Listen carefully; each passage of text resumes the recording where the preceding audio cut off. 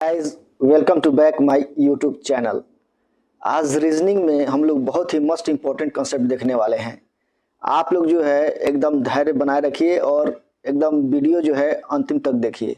और मेरा चैनल अगर आपको अच्छा लगे तो लाइक शेयर एंड सब्सक्राइब अवश्य करें। तो चलिए हम लोग रीजनिंग में हम लोग पहले ये देखते हैं कि रीजनिंग में सैलोलिज्म जो है कितने टाइप के एग्जाम में पूछे जाते हैं। देखिए, यानी साइलोलिज्म में जो है 3 टाइप का क्वेश्चन पूछे जाते हैं किसी भी एग्जाम में। पहला तो है अफर्मेटिव अफर्मेटिव कंसेप्ट। दूसरा है निगेटिव कंसेप्ट और तीसरा है पॉसिबिलिटी कंसेप्ट। यानी अगर नॉर्मल एग्जाम होगा तो उससे अफर्मेटिव से ही क्वेश्चन पूछ के और उसके बाद नहीं पूछता है। लेकिन अगर बैंक पीओ का, बैंक क्लर्क का एग्जाम दीजिएगा, यानी एडवांस लेवल का गवर्नमेंट जॉब का एग्जाम दीजिएगा तो इसमें पॉसिबिलिटी और निगेटिव से भी क्वेश्चन पूछे जाते हैं। तो अभी जो है हम लोग अफर्मेटिव का कंसेप्ट देख रहे हैं और ये अफर्मेटिव का कंसेप्ट बहुत ही इंपॉर्टेंट है।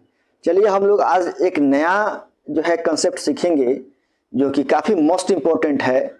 हर कंक्लूजन में ये जो कंसेप्ट है पूछा जाता है। तो एकदम ध्यान से देखिए इस कंसेप्ट को। तो इस कंसेप्ट का नाम है आइदर। क्या है? आइदर। आइदर का केस ये बहुत ही मोस्ट इंपॉर्टेंट है। आइदर का मतलब क्या होता है? या तो, चाहे, अथवा। याद रखना है, हिंदी में देगा तो बोलेगा या तो, चाहे, अथवा बोलेगा। तो आइदर का कंसेप्ट क्या होता है ये हम लोग देखने की कोशिश करेंगे। यानी जब भी निगेटिव कंक्लूजन गलत हो जाए तो उस गलत निगेटिव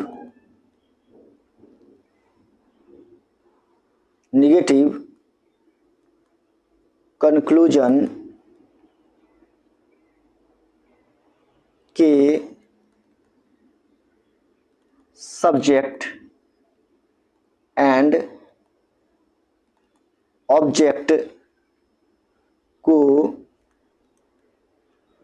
लेकर वैसे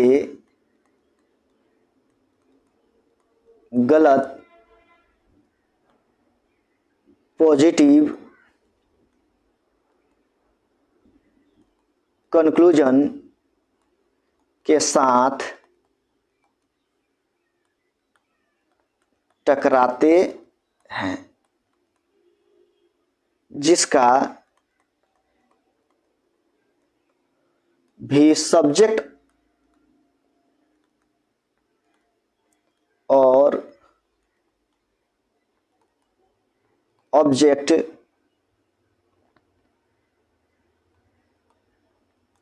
वही होता है जो निगेटिव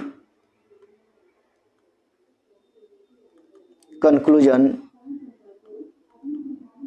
वाला ही होता है।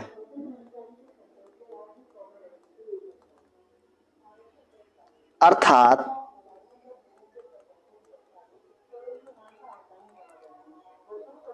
आइदर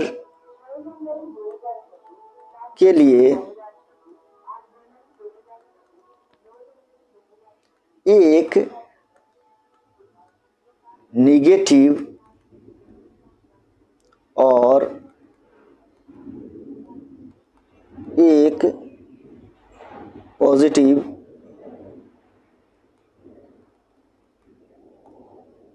स्लाइड को ऊपर करते हैं। पॉजिटिव कंक्लूजन, पॉजिटिव कंक्लूजन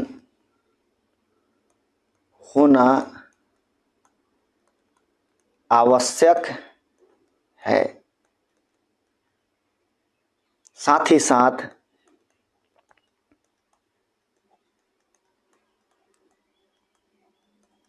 साथ सब्जेक्ट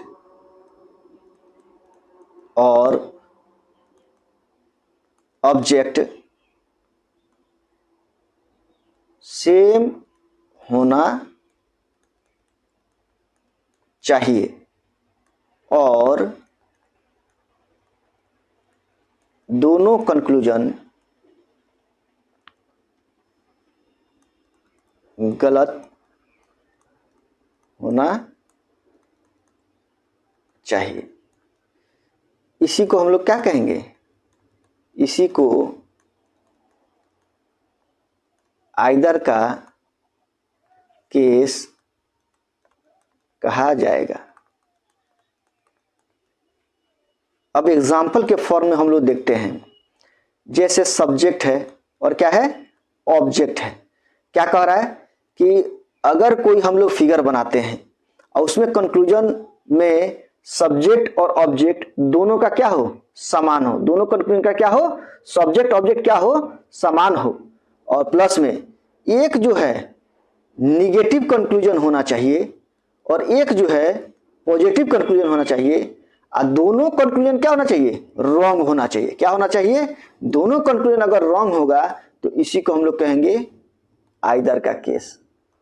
ध्यान से समझिए, क्या बोले कि अगर हम लोग कंक्लूजन को जब चेक करते हैं फिगर बनाने के बाद में और दोनों का सब्जेक्ट ऑब्जेक्ट क्या हो जाए, समान हो जाए, और एक पॉजिटिव में और एक निगेटिव कंक्लूजन हो और दोनों कंक्लूजन क्या हो, रॉन्ग हो, इसे ही हम लोग आइदर का केस कहते हैं। अभी और एक एग्जाम्पल के रूप में हम लोग देखते हैं। ध्यान दीजिए, बहुत ही इंपॉर्टेंट कॉन्सेप्ट है ये। अगर नहीं आएगा तो फिर आप साइलम का अफर्मेटिव का क्वेश्चन आप आसान तरीका से नहीं बना पाइएगा, रॉन्ग हो जाएगा। जैसे एग्जाम्पल नंबर एक एग्जाम्पल और देखते हैं हम लोग। जैसे कह रहा है कि सम ए इज नॉट बी, ये पहला कंक्लूजन है हम लोग का। और दूसरा कंक्लूजन दिया है, दूसरा कंक्लूजन है कि सम ए इज बी। तो ध्यान दीजिए, क्या आइदर का केस क्या कहता है, first of all subject object दोनों का क्या होना चाहिए, बराबर होना चाहिए, यानी सेम होना चाहिए। देखिए इसका भी सब्जेक्ट ऑब्जेक्ट समान है, तो फर्स्ट कंसेप्ट हमारा मिल गया। और दूसरा कंसेप्ट इसमें क्या कहता है, एक जो है, पहला जो है पॉजिटिव में और दूसरा निगेटिव में होना चाहिए। ऐसा नहीं है कि पहला दूसरा, कहीं भी हो सकता है ये, यानी कितने भी कंक्लूजन पूछेगा उस कंक्लूजन में ये कहीं भी रह सकता है। और दोनों का सब्जेक्ट ऑब्जेक्ट समान होना चाहिए, एक पॉजिटिव में एक निगेटिव में कंक्लूजन होना चाहिए। और ये दोनों कंक्लूजन क्या होना चाहिए, रॉन्ग होना चाहिए, यानी गलत होना चाहिए। तभी ये आइदर का केस बनेगा।